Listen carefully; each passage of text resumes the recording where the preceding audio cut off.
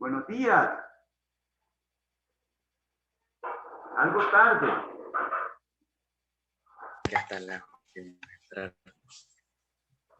Buenos días, ¿cómo están? Gracias por atender el llamado a última hora. Pero hubo un imprevisto, llamémosle técnico. Se desconectó la computadora y entonces se apagó. Pero ya recobramos. Así que les solicito comprensión, ¿verdad? ¿Qué tal? ¿Ya vieron sus notas en el sistema?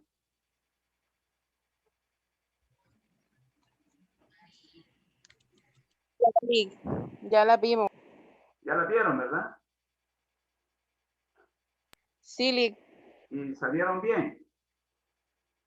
Sí, Lick, me extraña, me extraña. Qué bueno. Qué bueno.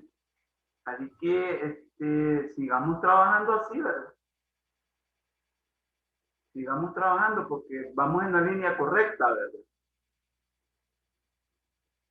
¿De acuerdo? No Más que sé. vamos a terminar. Ya nos queda poco del ciclo. Sí, solo quedan, después de esta clase, solo quedan 4. Ah, con el examen, ¿verdad? Con el examen. Así que, qué bueno. Qué bueno que podemos, digamos, decir que nos ha ido bien, ¿verdad? No sé si ustedes tienen otras apreciaciones que quisieran comentar sobre el examen, porque si algo les quiero decir es que hubo bajas notas. No fue la mayoría, pero hubo quienes estuvieron, creo que fueron como 1 o 2 que tuvieron baja nota en el examen. Y en realidad, pues, no era como para llegar a una situación de esa, incluso de reprobar. Fueron como 1 o 2, creo que 1. Entonces, de ahí todos salieron bien, me consta. Así que, enhorabuena, pues, los felicito y las felicito. Digamos así que vamos a terminar en un buen puerto, ¿verdad? Si van a hacer, si alguien también no pudo hacerlo, por A o B razón, el examen tiene que solicitarlo a la escuela de enfermería diferido, porque esta semana son para los exámenes diferidos, así que si alguien está en una situación de que no pudo hacer el examen el día que lo hicimos y tiene que hacerlo diferido, tiene que hacer todos los trámites pertinentes para que ustedes puedan realizarlo. Pero tiene que ser esta semana. No puede pasar esta semana. Así que, vista así la situación, pues vamos a continuar pues con la programación regular del curso de sociología que tenemos. Bien, a partir de esta clase, comienza pues también el examen final o tercer examen de sociología. O sea, a partir de esta clase comienza pues, digamos, todo lo que se va a cubrir y se va a preguntar. Tómenlo muy en cuenta, por favor. Bien. Esta mañana pues vamos a a empezar a hablar pues de un problema también muy actual, muy sentido en carne propia por todos nosotros. Me incluyo porque también yo tuve que tener una conversión, si le podemos llamar, una conversión didáctica, pedagógica en el trabajo con la asignatura y en la universidad. Y vamos a hablar de eso esta semana, porque es muy importante, ¿verdad? Es muy importante porque si algo no podemos soslayar, si algo no lo podemos eludir, es que la carrera de ustedes, la carrera de la licenciatura y de técnico en enfermería son carreras que están diseñadas curricularmente y por lo tanto didácticamente para ser trabajadas presencialmente. Entonces, tuvimos pues que transformarnos en cuestión de abruptamente, por no decirlo así, de que transformar el modo, la modalidad de trabajo. Y de hecho, pues seguimos en la misma situación. No sabemos cuándo, hasta donde yo sé, volveríamos a una situación presencial si los grupos llegan a reducirse, pero no así los grupos muy grandes. Si ustedes ven, somos un grupo de 60 y lo hemos trabajado virtualmente. O sea, los grupos grandes no es posible. Sí, Zaira, usted levantó la mano. Sí, licenciado, con respecto a las diapositivas que subió, Ajá. que le cambió tema o algo, porque yo ayer imprimí solo me salían 18 y hoy veo que son 25. Sí, son 20. Es que, bueno, Y el tema dice otro, porque solo donde dice el impacto de la pandemia COVID-19 en la educación presencial a la educación virtual, el caso de la educación superior, y aquí ha puesto en la educación virtual como efecto inmediato de la pandemia, o sea que es otro, licenciado. vale, voy a decir lo siguiente. Lo último es esto, ¿verdad? Lo último es lo que usted está viendo ahí. ¿Sí? O sea que, ¡Qué vergüenza! entonces cambió en el sentido de que no nos podíamos limitar solo a la educación superior, sino que también en los otros niveles de la educación que son el básico, medio y superior. Entonces, parece que se le cambió a que dijera de la educación presencial a la educación virtual como efecto inmediato de la pandemia. Pero en realidad esta no es la gran, digamos, la gran transformación, ¿verdad? Yo lo que les recomiendo es que tache como las imprime, ¿va? Como dice que las imprime, ¿verdad? Sí, licenciado, yo las imprimo. Vale. Entonces táchele y póngale lo que dice aquí. ¿Sí? Pero Porque son las mismas. aumentaron. Claro, pero son las mismas. Aumentaron, pero ¿hasta dónde dice usted que tiene imprimido? Las 18 estaban ayer hasta las 18. Hasta la 18. Vaya, Hasta las 18. esta es la diapositiva 18. Vaya, entonces, y dice, Hasta ahí, ¿eh? este es el texto, ¿va? ¿De acuerdo? Equipamiento, dice. Tiene que ver con la disponibilidad de los necesarios dispositivos. Vale. Entonces hasta la 18 llegaba, ¿verdad? Entonces faltan de la 19 hasta la 25. Entonces estamos por el orden de 6 diapositivas más, ¿verdad? Ok. Solo imprímala después de clase. ¿De acuerdo? No, claro, claro, claro. Sí, claro, sí, pero quería corroborar por si era la misma o no, Sí, porque como sí. no tenía el mismo tema.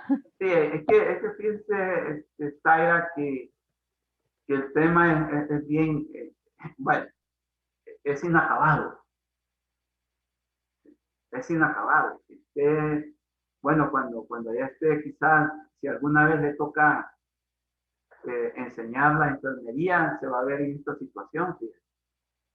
De que si en un futuro usted se dedica a la docencia, va a haber esta situación de que las cosas son inacabadas siempre en educación. Nunca se puede decir hasta aquí, hasta esta idea. No sé si me voy a explicar a lo que me estoy refiriendo. Sí, licenciado. ¿Verdad? Entonces, no obstante, lo demás está prácticamente intacto. ¿De acuerdo? Entonces, vamos a comenzar pues con el problema del impacto de la pandemia COVID-19 en la educación. Y el asunto importante que nos trae también a reunirnos y a hablar del problema es lo concerniente de la educación presencial a la educación virtual. El paso de la educación presencial a la educación virtual como efecto inmediato de la pandemia. Así que esto ya lo había yo como contextualizado, pues que cómo se dio esta situación. Resulta que la pandemia nos asaltó, ¿verdad? Nos asaltó como el ladrón cuando llega a una casa y sin avisar, ¿verdad? Entonces, una situación parecida es la que ha sucedido con la pandemia. Bien, entonces es necesario pues que nosotros pues nos planteemos una introducción a la problemática de la Zaira. ¿La podría leer, por favor? Vaya, espere. La introducción a la problemática.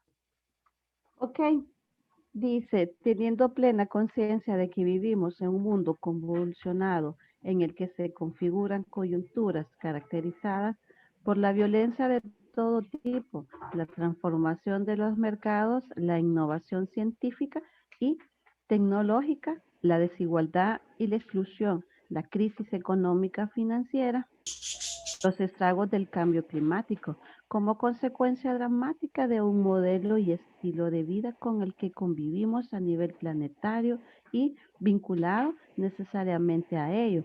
El surgimiento de la pandemia COVID-19. necesariamente dice a ello el surgimiento, ay, perdón, otra vez lo leí, de la pandemia COVID-19 desde el 2020 hasta el momento actual como una manifestación biológica e inmediatamente una crisis sociosanitaria que ha impactado Como nunca antes. como nunca antes los ámbitos y ambientes cotidianos de millones de seres humanos. Es que no podemos pasar desapercibidos. El impacto de toda esta crisis es un aspecto humano y sensible como es la educación en todos los niveles. Ya estudios hechos a pocos meses de la crisis sociosanitaria se habla de la afectación fuerte y honda en los sistemas de educación y también el impacto psicológico, social y económico de los sujetos de la educación. Muchas gracias, Aida. Entonces, compañeros y compañeras, aquí ya nos adentramos en lo que vamos a continuación a tratar, ¿verdad? Fíjense que Zaira nos manifiesta, pues, que existe en nuestras realidades toda una situación caótica, una situación problemática, una situación complicada de convivencia. Y eso lo podemos nosotros corroborar, ¿sí? Con ver las noticias, con leer algunos documentos que hablan por ejemplo, del cambio climático, por ejemplo, de la violencia también, ¿sí? De los mercados, cómo con esto de la pandemia los mercados se han transformado, se habla de un mercado prevalente, de un mercado prevalente virtual, ¿sí? La gente hoy no está yendo a comprar, etcétera, presencialmente, obviamente. Entonces, vemos que pues, la situación ha cambiado rotundamente. Pero también vamos a ver que esto ha trastocado, ¿sí? Esto ha trastocado un nivel muy sensible de lo que el ser humano tiende a estar vinculado, y es la educación, ¿sí? La educación, pues, nosotros como estudiantes y profesores de sociología, lo vemos como un aspecto de la vida humana sensible, importante, fundamental a la educación. ¿Se acuerdan cuando nosotros también hablábamos de la salud? Yo creo que donde es salud y educación son tan fundamentales en la vida de los seres humanos, que sin esos dos, ¿sí? Sin esos dos derechos, sin estas dos virtudes, sin estas dos condiciones, es imposible llevar a cabo una vida pacífica, una vida plena, una vida normal. Entonces, así vamos a entender esta situación, ¿verdad? Entonces, Consulta. sí, Derek, sí, por favor. Sí. Bueno, usted estaba mencionando que lo más importante es la salud y la educación, pero ¿por qué no se invierte en estos sectores? ¿Por qué siempre son los más descuidados? Muy buena pregunta, Leticia. Y fíjate que yo siempre me la he preguntado y en realidad yo le encontré respuesta hasta cuando empecé a ver como sociólogo la realidad. Bien, es un problema bastante complicado porque los gobiernos, o más bien el Estado, y más adelante hablamos de eso, el Estado capitalista subdesarrollado, ¿sí? No le importa mucho el problema económico y el problema de la salud y el problema de la educación. ¿Por qué? Por esa característica subdesarrollada que está en función de los estados desarrollados. Pero esta es una lógica capitalista. Y por eso es que cuando hablábamos, recuerdan cuando hablábamos de la naturaleza capitalista de la formación salvadoreña. Desde ahí viene. Recuerdan cuando hablábamos que la sociedad salvadoreña fue fundada a partir de la exclusión, a partir de la desigualdad de la mayoría de la población. Yo no sé si se acuerdan de ese planteamiento. Entonces, se viene pues aquí a evidenciar nuevamente, ¿sí?, del por qué vamos a encontrar que la orientación de recursos exiguos, ¿sí?, o precarios para la educación y la salud siempre han sido así. ¿Por qué? No hay un interés. No hay un interés, y si lo hay, es un interés aparente. ¿Sí? Es aparente. Mire, esto es terrible, lo que estamos hablando, compañeros y compañeras. Porque siempre los rubros son las categorías que lleva el Producto Interno Bruto. Los rubros de educación, los rubros de salud, son los rubros más sacrificados en términos de recursos. Siempre. Siempre. O sea, cuando yo digo sacrificado, es que se le orientan menos recursos siempre. ¿Sí? Por ejemplo, se habla de que hoy el Producto Interno Bruto de El Salvador le orienta más al rubro de seguridad y al rubro de defensa. No lo estamos diciendo como un antojo en esta clase, sino que lo estamos diciendo como algo veraz, algo verificable. ¿Ah? ¿Por qué va? No negamos, no podemos soslayar que tenemos un problema serio, complicado de violencia. Por favor, estemos conscientes de esto. Hay que estar conscientes de que tenemos un problema de seguridad porque existe una violencia muy generalizada en la vida cotidiana de los salvadoreños y salvadoreñas. Entonces, vamos a ver que hay una orientación más hacia la seguridad y hacia la defensa. Y eso, revísenlo ustedes en internet, se puede ver eso.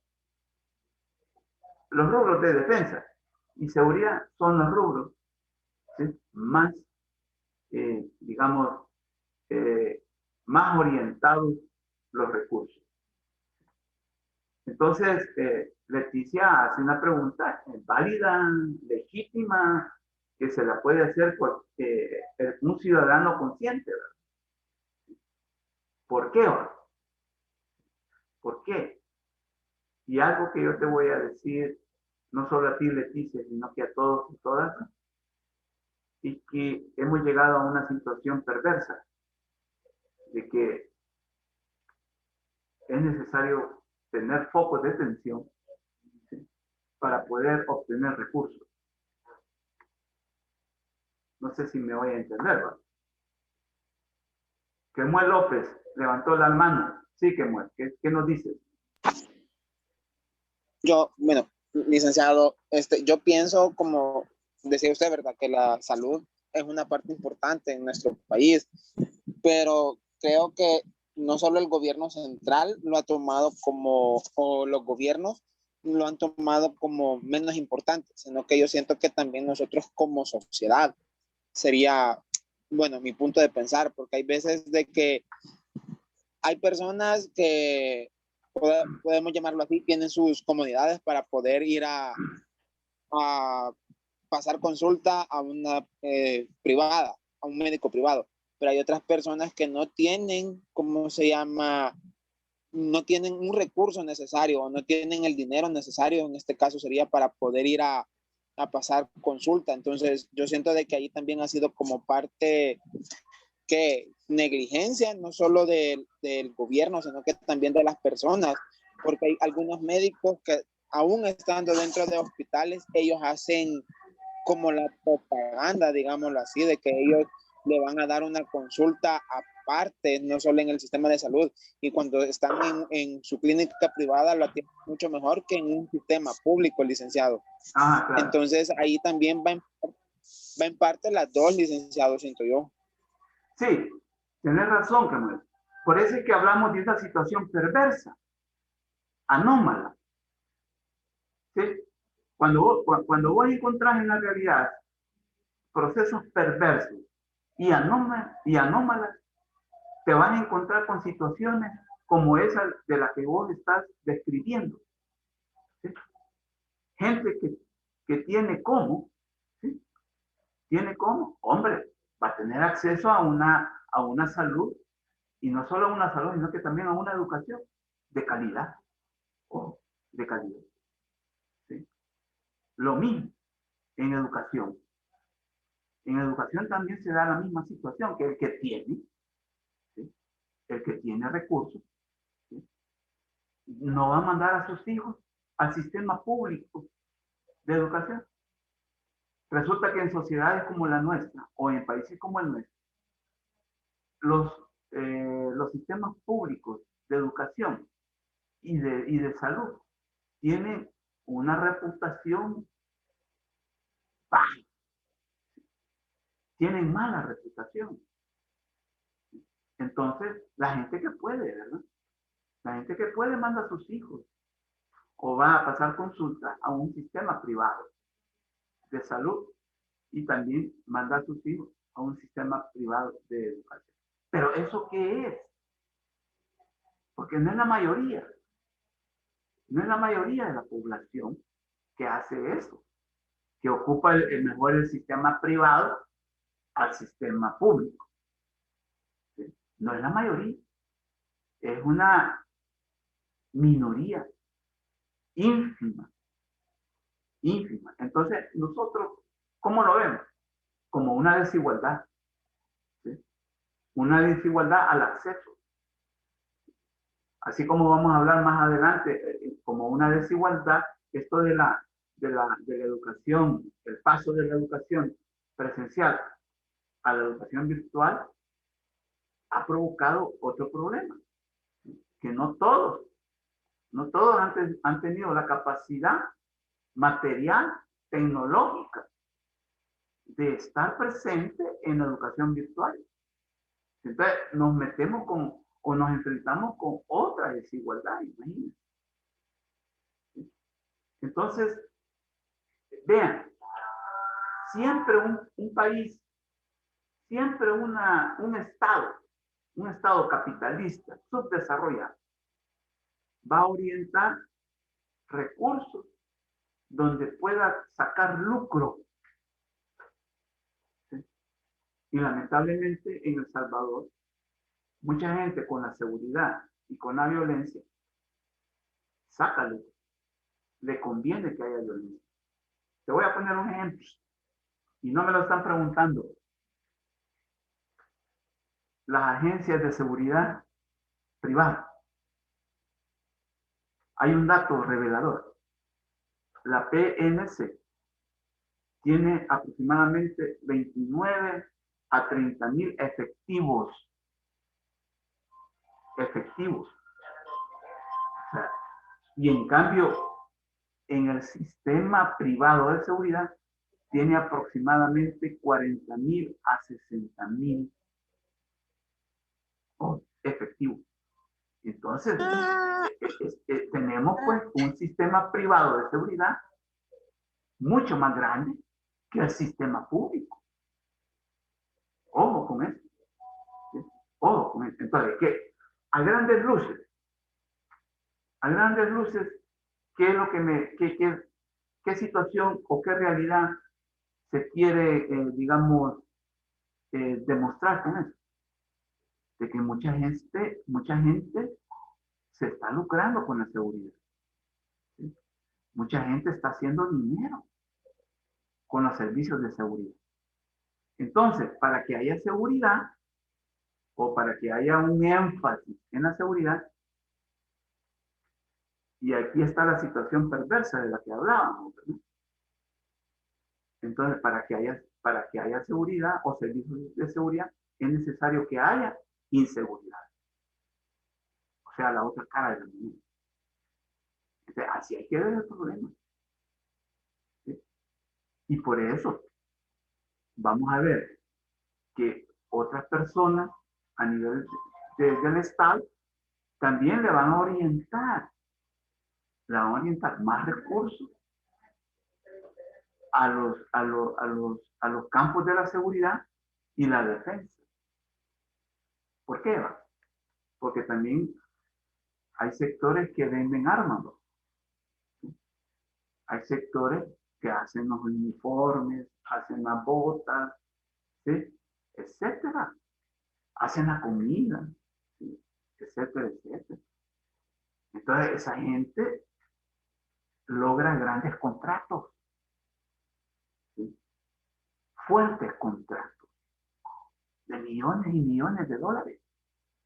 Entonces, ahí hay gente que se lucra, le conviene.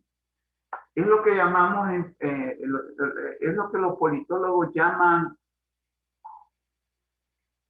la tendencia a no resolver problemas, sino que solo administrar los problemas. Es como que usted tenga un hijo con el vicio del alcohol, por ejemplo.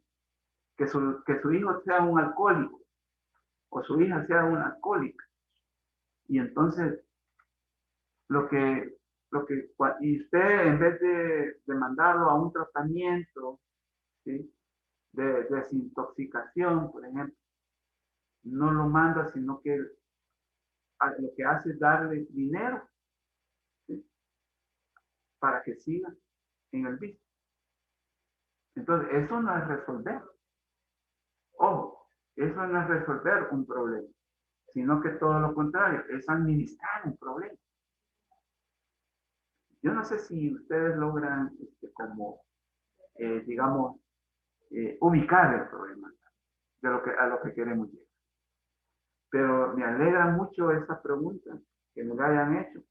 Es muy pertinente, créanmelo, y espero haberla aclarado. No sé si ha quedado algún cabo suelto. ¿Te queda claro, Leticia? Bueno. Entonces, es necesario hacer una aclaración. ¿De acuerdo? Leticia, ¿me la podrías leer, por favor? Esta diapositiva.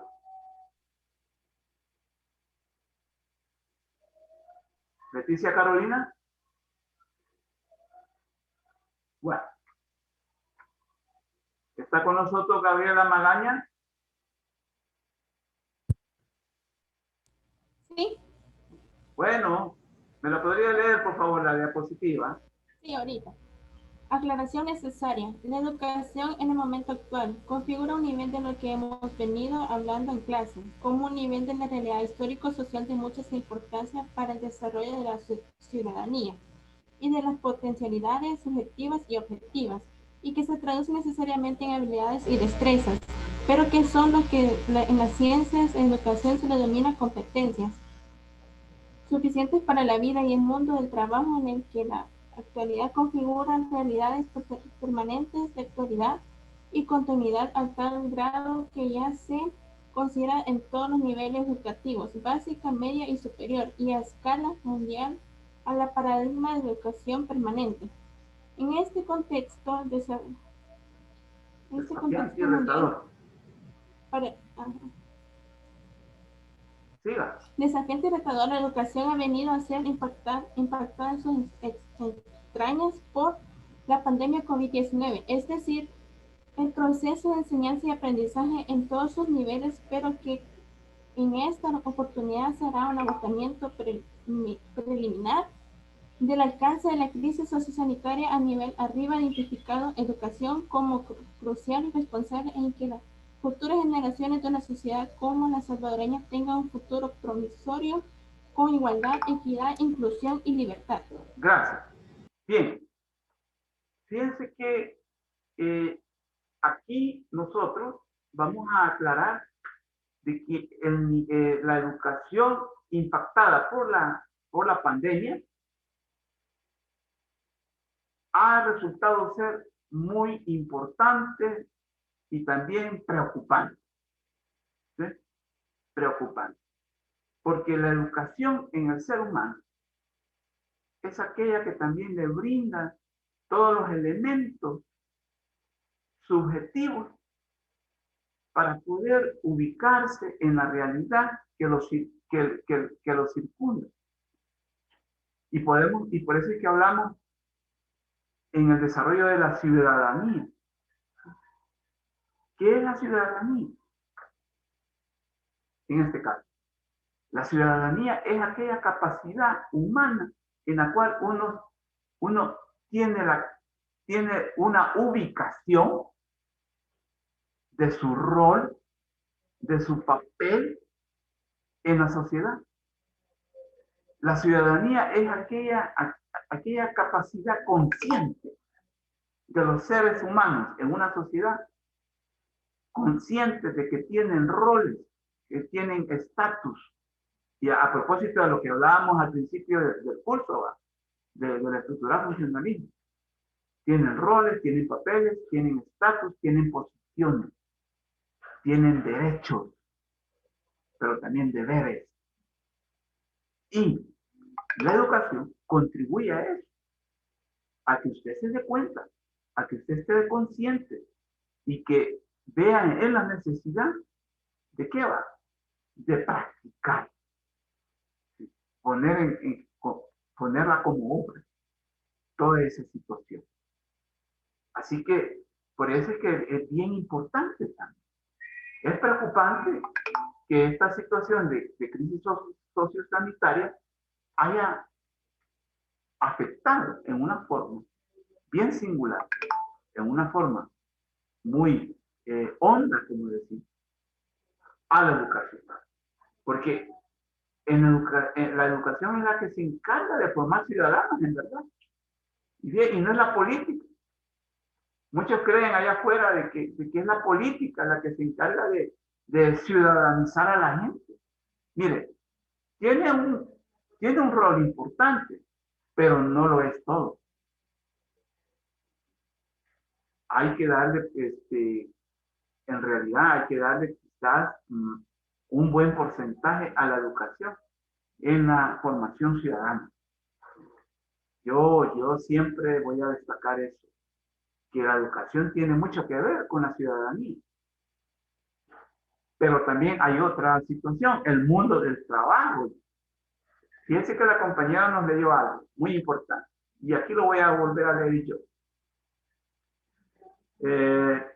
Dice, la educación en el momento actual configura un nivel de lo que hemos venido hablando en clase, como un nivel de la realidad histórico-social de mucha importancia para el desarrollo de la ciudadanía y de las potencialidades subjetivas y objetivas, y que se traducen necesariamente en habilidades y destrezas, pero que son lo que en las ciencias de la educación se le denominan competencias, las que se consideran, engloban o sintetizan todas las facultades necesarias y suficientes para la vida y el mundo del trabajo.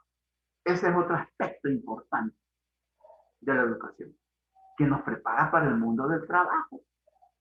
Sí. Nos faculta para tener una conciencia ciudadana, pero también nos prepara para el mundo del trabajo. Si no, miren ustedes, pues, ¿sí? Ustedes están estudiando, ustedes a través de la educación están obteniendo una formación de una carrera que les va a servir en un futuro para incorporarse al mundo del trabajo.